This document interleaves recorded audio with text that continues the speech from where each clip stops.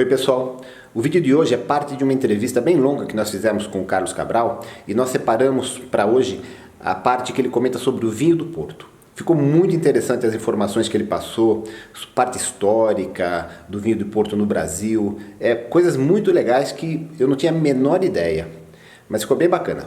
Assiste lá, comenta, curte e inscreva-se no canal. Um abraço! Vinho do Porto. Sem rasgação de seda, quem conhece o mundo do vinho sabe que você é um dos maiores conhecedores de vinho do Porto. E hoje eu sou fã do vinho do Porto por causa de uma palestra que eu assisti sua. E eu daquele dia em diante virei fã, porque eu não tinha ideia o que era o vinho do Porto, como que era produzido o vinho do Porto. E no consumidor brasileiro, você acha que ele está também aprendendo a gostar dos vinhos do Porto? Os vinhos de sobremesa, vinho de madeira... O fato é o seguinte, o Brasil foi o segundo bebedor de Porto por mais de 100 anos. Até 1940 nós éramos o segundo maior bebedor de vinho do Porto. Aí infelizmente na era Getúlio Vargas tocou um monte de imposto em cima dele, aí acabou. Porque o vinho do Porto no Brasil era consumido 80% como remédio e 20% como vinho.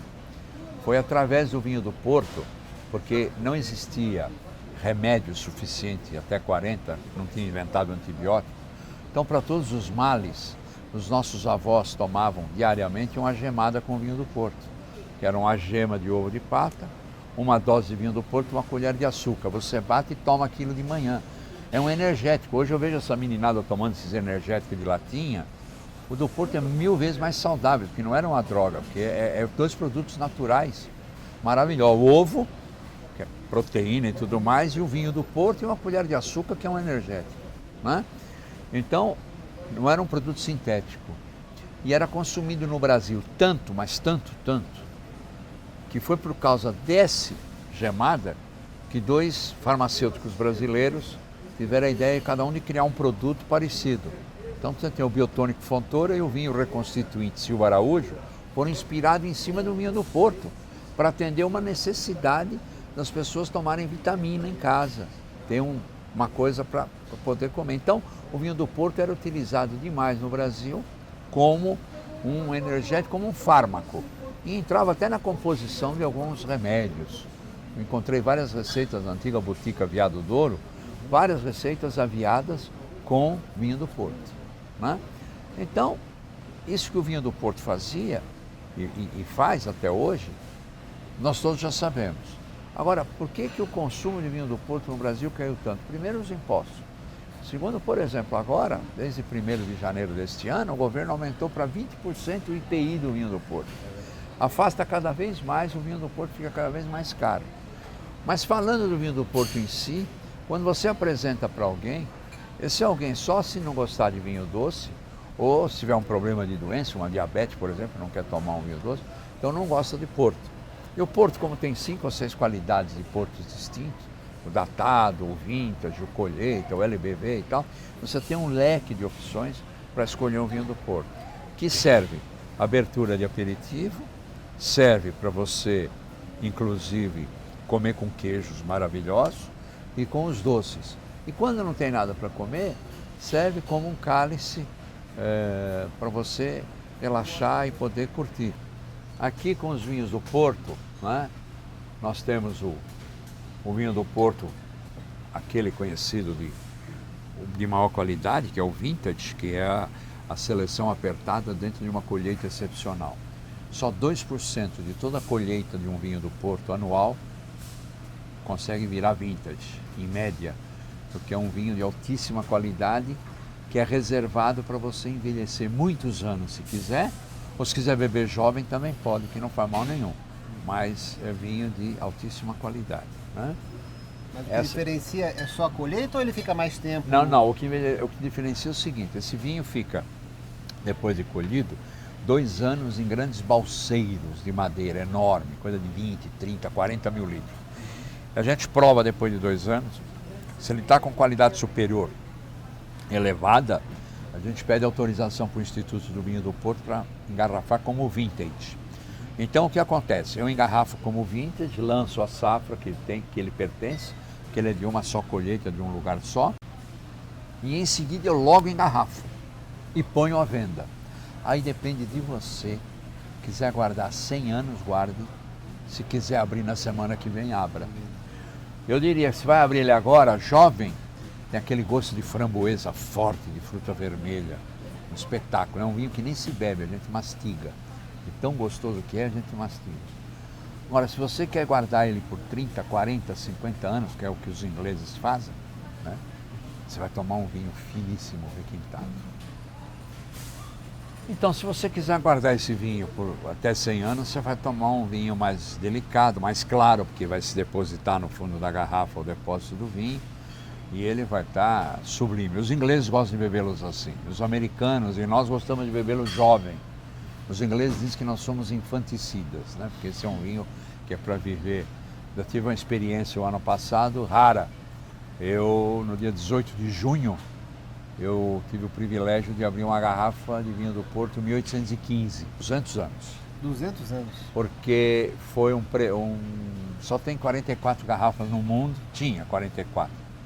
Uma foi leiloada em Londres, na Torre de Londres, porque esse vinho celebrou, ele ficou uma safra muito boa. E como a safra é setembro, outubro, e ela foi lançada um ano depois na Inglaterra, os ingleses disseram que ele ficou bom para celebrar a vitória inglesa na Batalha de Waterloo. Então ele recebeu o apelido de Waterloo Port. E os ingleses acabaram com o estoque no mundo inteiro de 1815, tudo por causa do Almirante Nelson, aquela coisa toda, né? Do Almirante Wellington, né? Do Duque de Wellington. E fizeram toda aquela festa. E das 44 garrafas, que uma foi para Londres, 42 está na vinícola, uma outra está comigo.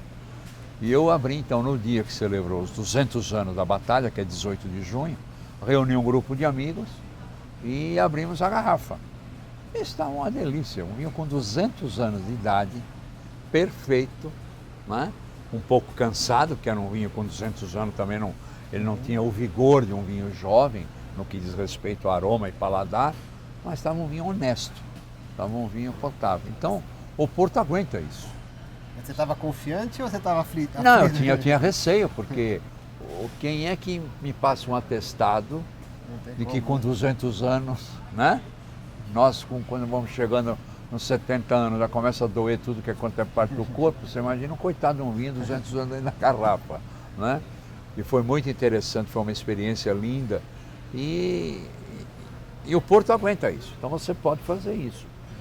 Depois, aquela categoria de vinhos do Porto 10, 20, 30, 40 anos, como é o caso desse, por exemplo, olha, esse é um 20 anos, e você percebe a cor dele, que espetáculo que é um tawny, quer dizer, aloirado, né? Tá claro. Esse é um vinho de blend de vinhos com idade de 20 anos, tem até 40. É uma delícia, né? Isso aqui é um vinho que combina fantasticamente com qualquer doce à base de fruta seca, né? Para os queijos mais fortes, o vintage vai junto. E esse aqui para os doces, né? Uma taça disso aqui. Eu gosto de usar muito isso aqui. Eu jogo em cima do toucinho do céu ou da torta de amêndoas. Aí fica para tomar de joelhos, né?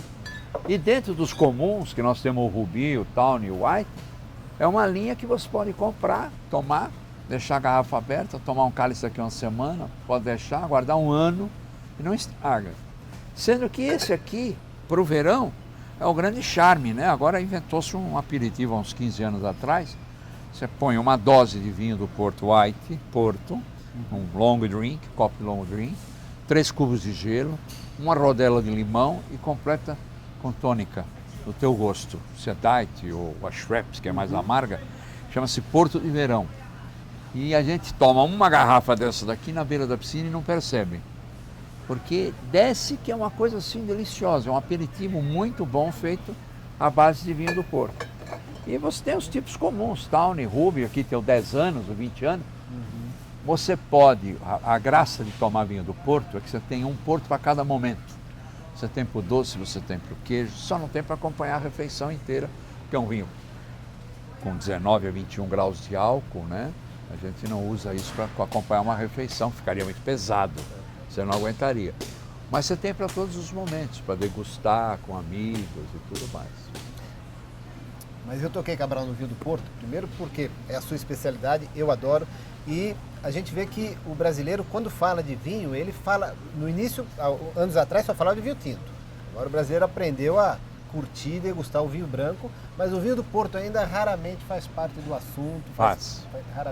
Faz parte porque ele é um vinho de entrada ou de saída. Depois ele não sabe beber, não sabe que pode tomar, por exemplo, metade da garrafa e guardar a outra metade. Não é? E o vinho do Porto é uma coisa extremamente bem definida. Ou você gosta ou você não gosta. Não adianta ter, não existe meio termo. Ah, eu vou tomar só para te agradar, não. Porque a pessoa não gosta de vinho doce. Ah, eu gosto de vinho doce, certo? E esse doce do vinho do Porto é natural. É a uva que é doce, assim. Não é que a gente coloca açúcar dentro. A gente interrompe a fermentação com a adição de aguardente vínica e preserva o açúcar natural da uva. Então, é um vinho maravilhoso, é um vinho extremamente completo. Mas é uma questão de paixão. E eu acho que ele não está mais inserido, até porque o brasileiro também não sabe e não gosta pelo elevado grau de álcool que ele tem, ou apreciador de vinho. Porque o apreciador de destilado, para ele isso aqui é um esporte, que o uísque, cachaça tem 40 graus, eles têm 19 a 21, então para ele é uma coisa normal. É só uma questão de gosto pessoal mesmo, se gosta ou se não gosta.